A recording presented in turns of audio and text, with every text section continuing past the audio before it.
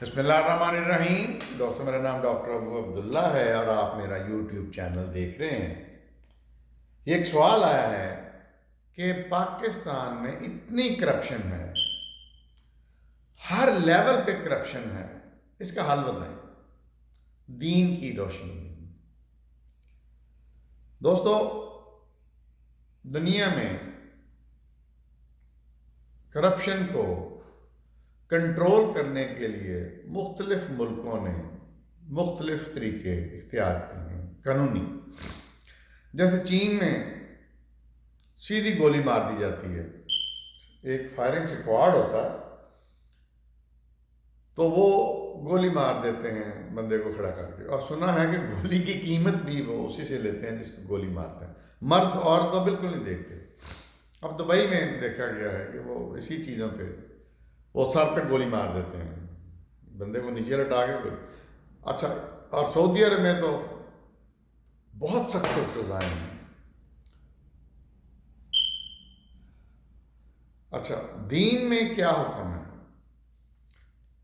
دین میں حکم یہ ہے کہ چور کے ہاتھ کاٹ دیے جائیں۔ میں سعودی عرب کئی دفعہ گیا ہوں تو میں نے دیکھا ہے کہ وہاں کئی جو ہیں تاجر لوگ، دکاندار لوگ، یا جو باہر بھی لگاتے ہیں حرم کے قریب ان کے کئیوں کے ایک ایک ہاتھ کٹے ہوئے ہیں، اس طرح نا ہاتھ یہاں سے کٹے ہوئے ہیں رسٹ سے۔ تو حکم یہ ہوتا ہے کہ جب آپ کسی کو شرعی سزا دو جو قرآن میں ہے، تو اس وقت ایک لوگوں کا ہجوم یا ایک لوگوں کا گروہ ہونا چاہیے جو واچ کرے۔ کس لیے؟ اس کو دیکھے اس سزا کو ہوتے ہوئے۔ اگر سر اتارا جا رہا ہے، اگر قتل کیا جا رہا ہے، گولی ماری جا رہی ہے، ہاتھ کاٹے جا رہے ہیں، تو وہ ایک فری گروہ ہو مقامی لوگوں کا، تاکہ ان کو بھی عبرت ہو کہ اب اگر ہم نے کیا تو ہمارے ساتھ بھی یہ ہو سکتا ہے۔ اچھا، اس کا بہت شور مچایا جاتا ہے ویسٹ میں، مغرب میں، کہ یہ ظالمانہ سزائیں ہیں۔ اب بندے کے بچوں، بھئی ہم نے شریعت کے مطابق، قرآن کے مطابق، اللہ کے حکم کے مطابق کام کرنا ہے، تم کون ہوتے ہو؟ اچھا، اس کا ویسے سگنیفیکنس کیا ہے، اس کی اہمیت افادیت کیا ہے ان سزاؤں کی، کہ آپ ایک دفعہ یہ سزا لاگو کر دیں لوگوں کے سامنے، تو آپ کا کیا خیال ہے کہ جب دنیا کو پتہ چلے گا کہ بھی چوری کرنے والے کے ہاتھ کاٹ دیے گئے ہیں، تو کیا لوگ چوری کریں گے؟ بالکل ہی کریں گے۔ کیسے کریں گے؟ تو اس وجہ سے ان سزاؤں کو دینے کا مقصد ہی یہ ہوتا ہے کہ معاشرے میں، سوسائٹی میں جرائم ختم ہو جائیں۔ اور ہم دیکھتے ہیں کہ عرب ملکوں میں جہاں شریعت نافذ ہے، وہاں یہ جرائم پھر نہیں ہوتے۔ نبی کریم صلی اللہ علیہ وسلم نے فرمایا ہے کہ جب ان کے پاس ایک مقدمہ آیا کہ کوئی امیر آدمی یا امیر عورت تھی، یہ تاریخ کی چونکہ باتیں ہیں، اس لیے اتنی زیادہ وہ اس پہ ریسرچ نہیں کرتا، تو وہ کوئی لایا گیا جو چور تھا، یہ چورنی تھی، تو آپ نے فرمایا کہ اس کا ہاتھ کاٹ دو۔ تو لوگوں نے کہا کہ یا رسول اللہ، یہ تو بڑی معزز ہے۔ آپ نے فرمایا خدا کی قسم، اگر فاطمہ، اپنی بیٹی کی بات کی جو بہت پیاری تھی آپ کو، کہ اگر فاطمہ بھی یہ کام کرتی تو میں اس کے بھی ہاتھ کاٹ دیتا۔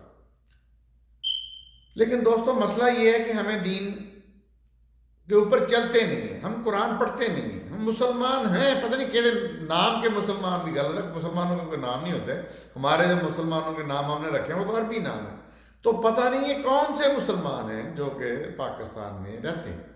تو چونکہ بات پاکستان سے کی گئی ہے کہ کرپشن، آپ دیکھیں کہ اوپر سے نیچے تک کرپشن میں لدے پڑے ہیں۔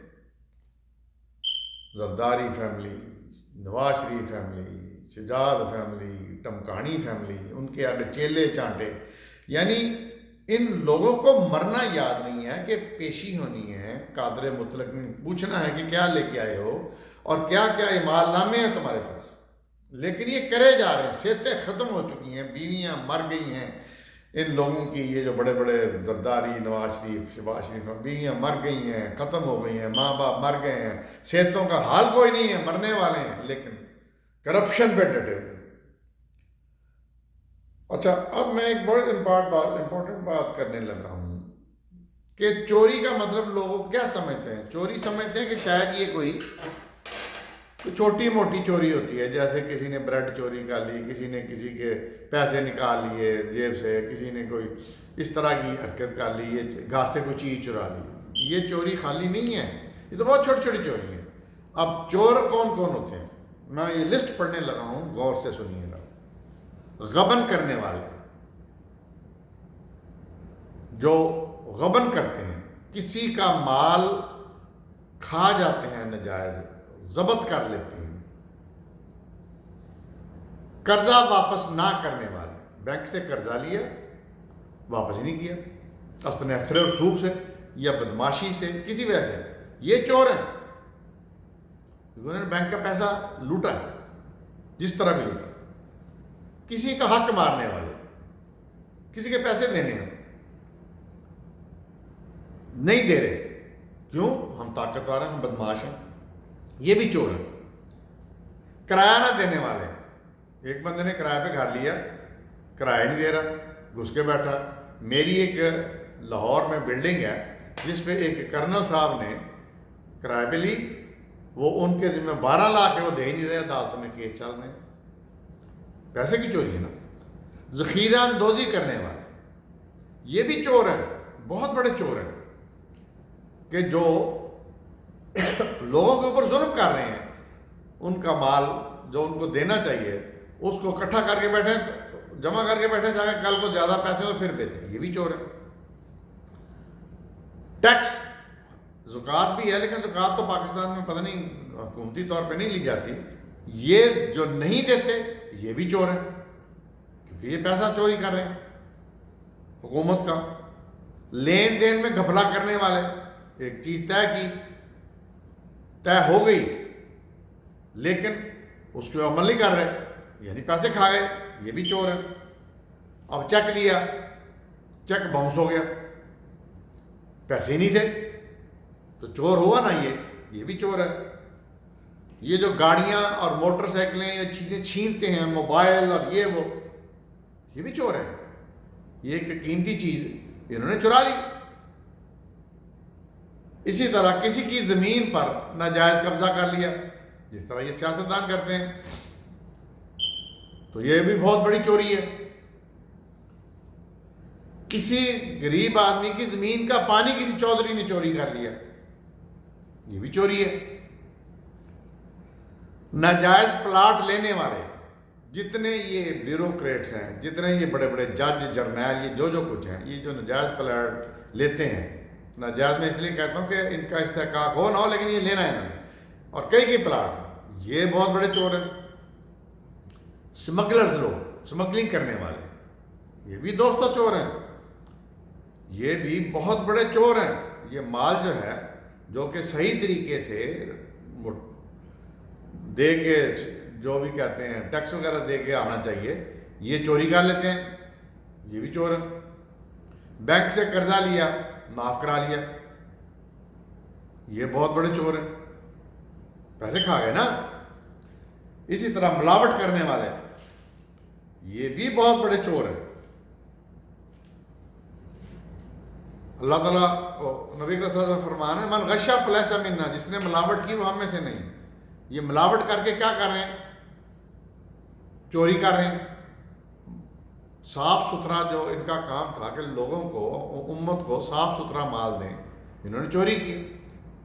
تو دوستو، اس لسٹ میں یہ سارے چور ہیں۔ اب ان چوروں کی سزا ایک ہی ہے، کرپشن کا، جس بھائی نے پوچھا ہے یا بہن نے پوچھا کہ ان کا ہاتھ کاٹ دو۔